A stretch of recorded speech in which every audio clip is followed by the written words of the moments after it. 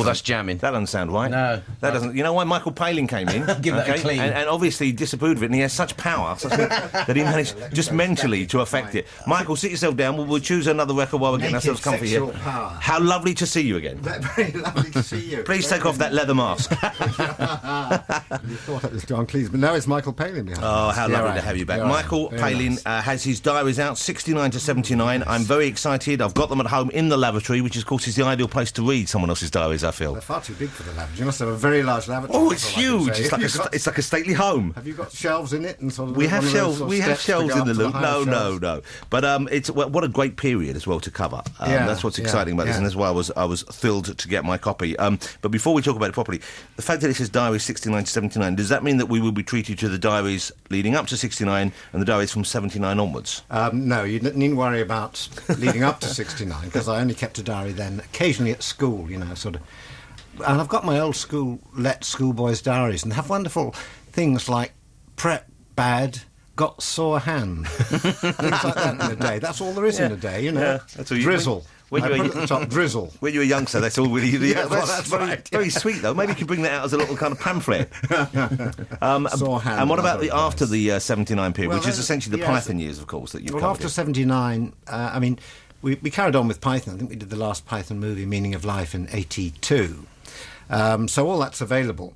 And we'll see, it's an odd thing bringing out a diary, because it's quite revealing and it's quite a part of your personal life. But I felt, well, there's so much about the 70s that I enjoyed, and I want to sort of enjoy it with people who are still around. Well, they're still around, you know what I mean? Yeah, exactly. Sort of, when you die, you wouldn't quite sure how it's gone down. And also, there are enough people reading it who remember them as well. They're not looking at it as some kind of... It's not like we're reading Pepys' diaries here, where it's just a kind of a window on a world that's so long gone. No. It's still recognisable. Yeah, but it does seem an awful long time ago, Well, sort of going through London and the power cuts, and all that. That's the 3-day week. We had a 3-day week every other week, it seemed like, during the 70s. We had just the 3 channels to watch on TV. Yeah, that's right. You think about... let's get started on this. I like this. Yeah. I like the way this conversation's going. Kids today don't know they're born, Mr. Palin, do they? No, they don't know they're born. Oh, walking around with their hoods on, and they've got little... Absolutely. They're ringing each other up to say, On telephones they carry in their hands. Exactly. They're not plugged into anything. Yeah.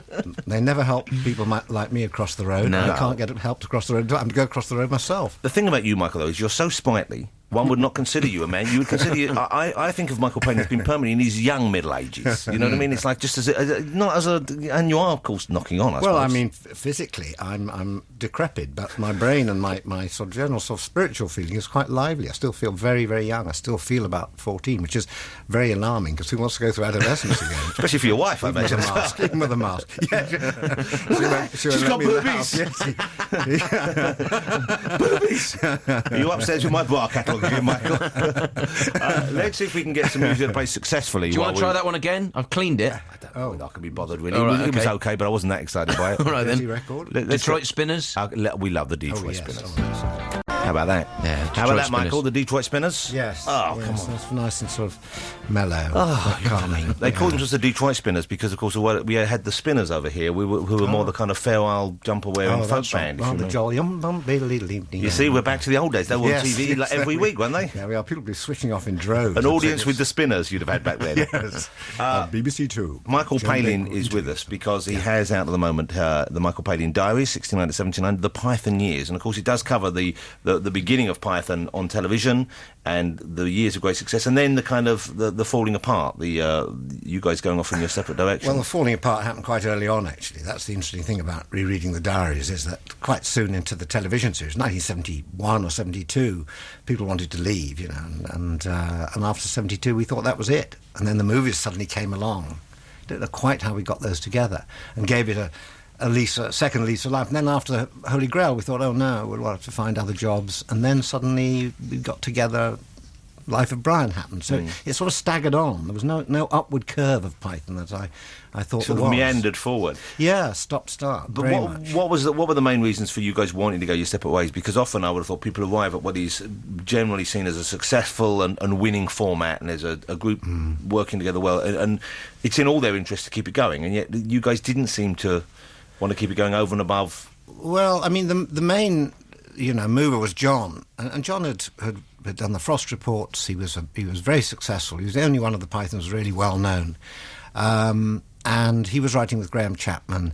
And as John sort of says now, there was a problem. Graham was drinking a lot. Writing wasn't all that much fun, although they still wrote the most brilliant sketches. Some of the best stuff I've ever read and ever performed came from those two. But they were having a bit of a problem, and John wasn't quite the group man, or let's all go out and have a drink. He's never been big on families. Not really so strong on that. I mean, he would always be going somewhere else. Yeah. But that was fine. But and then he moved, and then Eric decided he'd go. And then John suddenly comes up with Fawlty Towers, and so, well, you could say, well, he was right to go, I suppose. So getting John or someone back after that was difficult. And the rest of us sort of, we terriered around trying to get the work done, trying to do the albums, trying to do the all the sort of ancillary stuff that comes with success. But the work you guys all went off and did separately, always kind of flavoured by Python. I mean, you could see elements of some of the Python characters in Fawlty Towers, of course. Sure. Just like in Rutland Weekend Television felt like and of course Ripping Yarns was very much like, but so there was it still existed in a way, and you still always worked together. Yes, I mean, and it's still the best group of people to work with. I don't know any group of sort of 5, well, 4 now, Graham's gone, people who make me laugh as much when I'm with them. That's no problem. But there were a lot of other things just about the way people live their lives. And, people had different talents. I mean, Eric was particularly good at business. I mean, contract would come along and I say, oh, that's great, yeah, well, that's £400 for 6 years, that's terrific. And Eric would say, hang on, have you seen this? They're completely screwing us. Yeah. And I say, yeah, they are, absolutely. So, he was good at that. He still is very good at business, I believe. Yes, doing very good business at the moment. Because he's behind Spamalot, which is in the West End now. He's very much behind. He's the kind of prime mover, I guess. Yeah. Are you guys, how did that come about? It was his idea, and he was a kind of, he wrote the music for it, I guess. He said developed it for the stage. Yeah, he said he wanted to do something based on Holy Grail, and I think he had the name Spamalot. Eric was always really good on titles. He had the title Jesus Christ, Lust for Glory, before we called it The Life of Brian. He was very, very good on titles. Yeah. So he had this title Spamalot, and obviously thought he had to write something to go with it. And and we said, well, okay. We weren't sure about the idea of one of the Pythons going off with our material and sort of changing it. It seemed to be like it was written in law, these old films and scripts and all that. But he did, and he did it very well, and put new material, new songs, and made it much more. It's much more a sort of programme about a musical and sending up the idea of the Broadway musical. And that they do really well. And John Dupre, who does the music, is such a great musician and writer of music. It's really good. I mean, I say it myself. I haven't seen it yet. I'm really looking forward to seeing it. But you would recommend it, even though you're not directly involved in the way that Eric is. I recommend it because, as Terry Gilliam calls it, the Python Pension Fund. With a little trickle down, we all get a few royalties. We queue up at the back of the theatre at the end of a good week. Who is the oldest remaining living Python at the moment? Is that Cleese or is that Gilliam? Cleese. That's John Cleese. Is 67. So not that old, really. But I mean, last time I saw you guys together in a group, I turned around. It was in Leicester Square when I think it was. Fantastic! Was it Life of Brian? Life of Brian special screening? Oh, that was wonderful. And I didn't realise you all standing, and it was really a lovely moment because you were standing chatting in an alleyway. But I walked around. But my first thought was, who are all those old blokes standing by the door? They're waiting for the special pensioners matinee. And then when I went in, they'd fitted a stair lift for John because he'd had his hip replaced. I thought, oh dear, do we mention this? Or do we not? No, I do remember that day very well because you introduced it, and it was showing Life of Brian. None of us had seen it for years. It was on the Empire Leicester Square, huge screen. Beautiful quality print. And we all print. sat there in a line and we roared with laughter. I was quite embarrassed for the people around us. You were laughing louder than anyone else, it has to be said. But what was great was it had that opening film as well that you guys shot for it. Oh, yes, about sort of Venice and the gondolas. And very, very funny. Yes. Presumably you're pretty much not just for business, but you're in touch socially as well as friends with the other Pythons? Yeah, I mean... Terry Jones, Terry Gilliam, they live nearby. Up in Highgate, Hampstead way. John's in America. Have they read the diary? Are they surprised by what you were writing about them at the time? Well, I haven't had full and frank discussions about the diaries yet. Nor will you ever, perhaps. I've various views. I mean, I think they're a bit worried about whether they ever have a conversation with me again. What will it turn out like? But no, Terry. I know the two Terrys have read it, and all Gilliam said was not enough about me in this. Where am I? Terry Jones said that was too much. Yeah. John, I don't think will speak to me again. No, but it's fine. But there must be an element where you're concerned before you sit down and shape what was the raw material of your diaries for publication. You must be thinking, okay, how is this going to play, and then what should I hold back? And Well, I mean, generally, it's quite clear that there's a great bond of affection between us, and we do work well together. We're great admirers of each other's performance.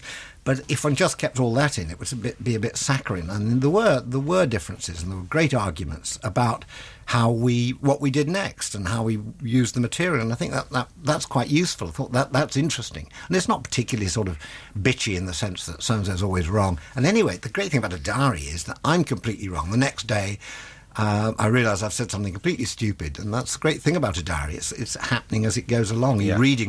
You're reading someone's life as they're actually living it. And I think Eric comes in with a song, and I say it goes down quite well, a bit lightweight, and that's always look on the bright side. You were right. You were right, of course. I was right. Yes. Who's heard of that?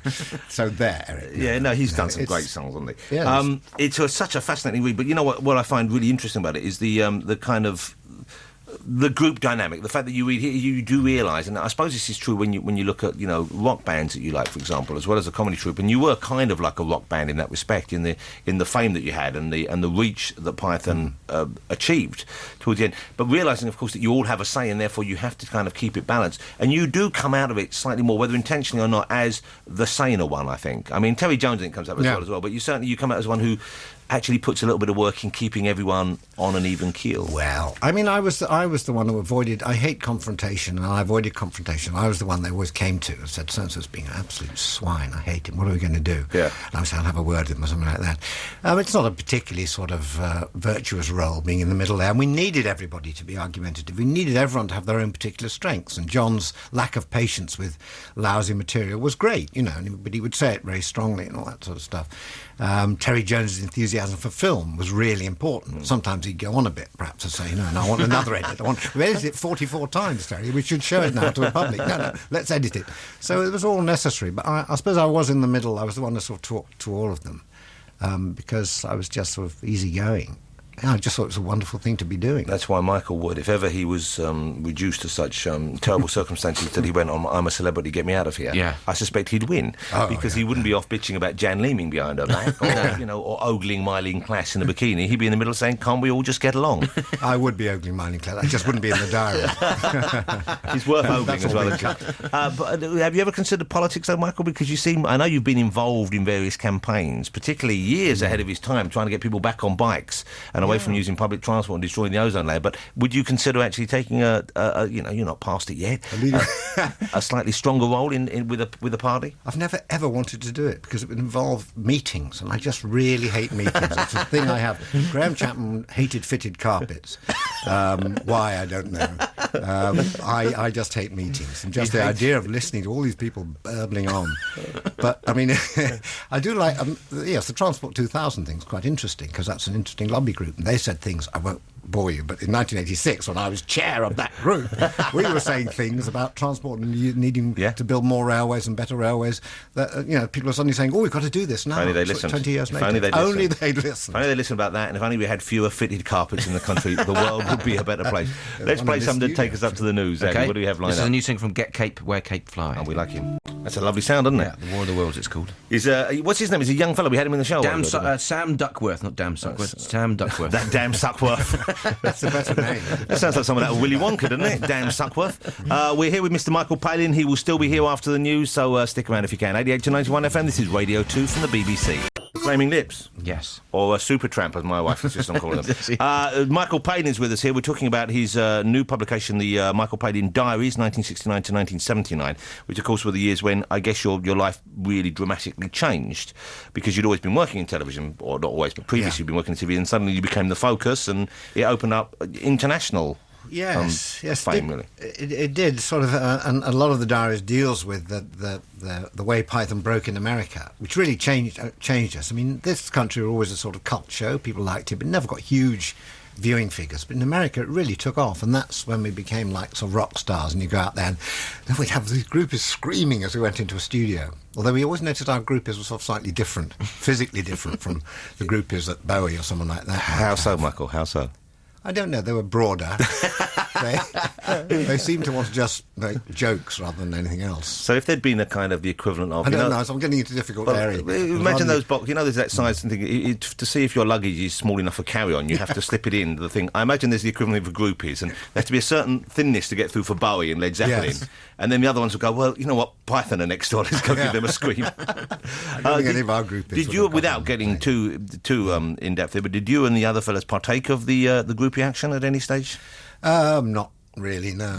No, there is a little story in there, and it always happened to other people, because my life is just dull as far as that was Life happened to other people. I'm not a Frank Harris or that. Anyway, it goes back to what you were saying earlier. Do you want to describe all those things? You No, had it not 3 really. times today. Well, I like the post fact that it office isn't... at 4 o'clock. But there is... Terry Jones did have there was a... And I tell the story because it's a wonderful story. And there was a groupie in the hotel waiting for him, and anyway, the next morning I said, what happened? He said, I had to let her up to them. I said, what happened? Because I rang down and she said, I do want to come and see you. And Terry said, well, I'm tired. I really don't want to get involved in all that.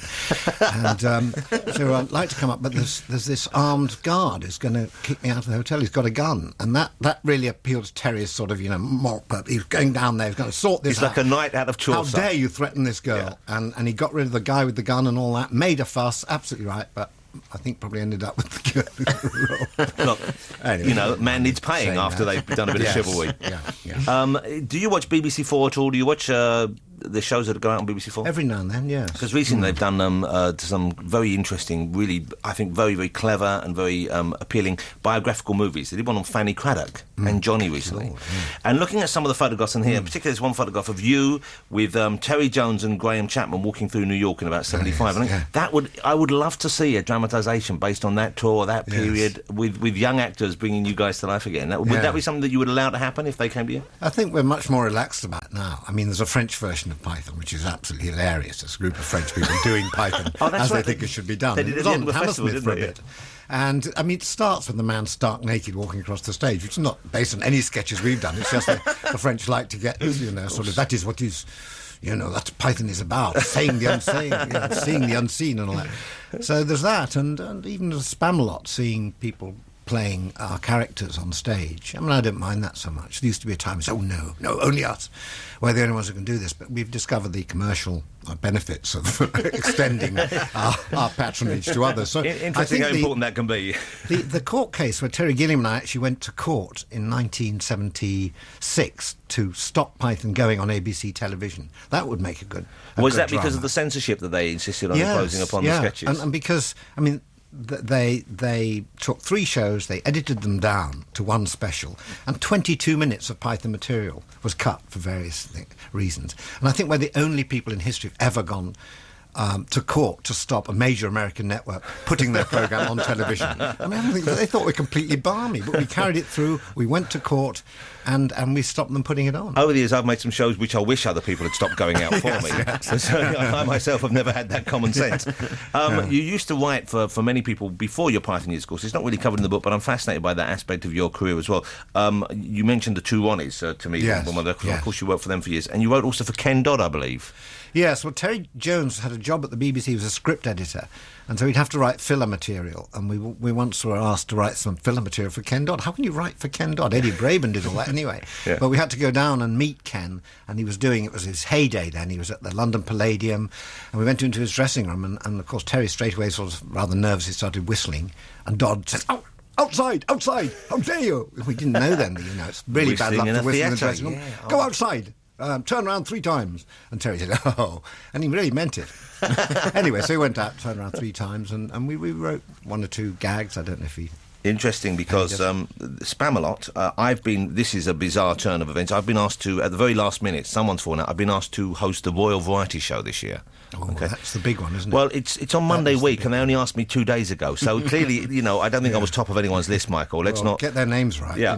Well, I'll do my best. And oh no, it's Charlie and Camilla. Oh, it's Charlie and Camilla. Yeah, they wouldn't let me loose with the big guns.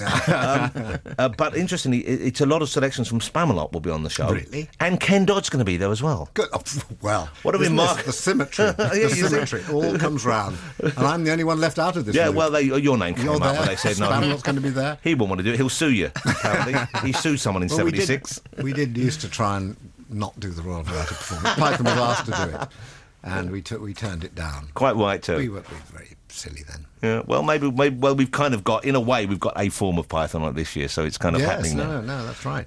Michael, how lovely to see you. Thank you so much for coming in. Well, it's lovely. The book, if you're a fan of Python, it's a huge, it's a must-have, and you should buy it for any elderly male in your family who grew up like I did, sadly reciting the scripts. Actually, I should just say, there's only twice in my life I've ever fallen off a chair laughing, and once was the Monty Python, and the other time was the Marx Brothers. So I would thank you for at least. You didn't write for the Marx Brothers, did you? Yeah, we wrote most of the Marx Brothers stuff. Yeah, there you go. I need to thank you for both those occasions then. The book is it's great, and of course Michael Palin is one of a kind. God bless you, sir, for coming in again today. Thank you so much. Thank you. Continued success. I hope you're around for at least another 2 or 3 years. Take the drugs. Thank you so much for coming, Michael Palin, ladies and gentlemen.